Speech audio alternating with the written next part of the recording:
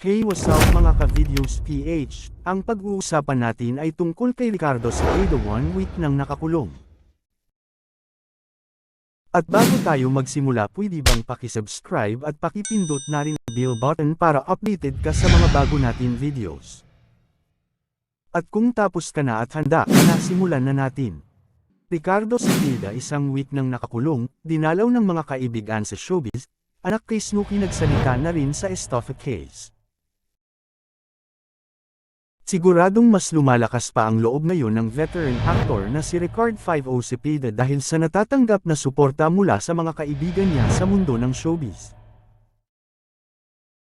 Nakakulong pa rin hanggang ngayon si Ricardo sa Camp Carangal, Quezon City dahil sa 28 counts of syndicated estafa na isinampa laban sa kanya.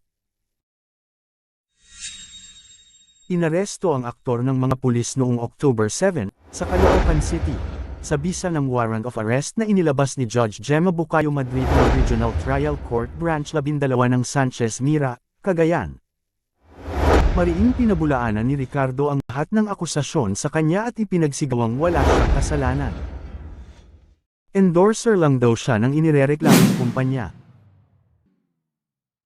Isang linggo nang nasa kulungan si Ricardo at walang piyansa na inirekomenda ang korte para sa pansamantala niyang kalayaan, pero umaasa siya na isang araw ay mapapawalang sala rin siya. Bukod sa kanyang partner na si Marina Benipayo at stepson na si Joshua De Sequeira, ipinagtanggol din siya ng kanyang anak kay Snooki Serna, Sochi Go. Sa kanyang Facebook account, nag-post si Sochi ng kanyang nararamdaman sa pag-aresto at pagkakakulong sa kanyang ama. Just posting now because there is a lot of misinformation going around. Have not spoken as there are many legal elements to consider, but the amount of problematic assumption requires some clarity. Ang simulang pagbabahagi ng anak ni Ricardo at Snooki. Pagpapatuloy pa niya, but the bottom line is my dad, Richard Cepeda Go, has been wrongfully accused and yet is being detained. The case is against a company that merely hired him as a brand ambassador. This role, as anyone in advertising would be aware of, is merely a title that is given to celebrity endorsers and influencers. The brands that they are promoting. I'm hoping this provides at least some much-needed clarity. It's important that our justice system upholds the truth, and the truth is that my father is innocent, ang kabuuang mensahe ni Sochi Go. Hindi pa nagsasalita ang ex-wife ni Ricardo na si Snooki tungkol sa kasong kinasasangkutan ng aktor.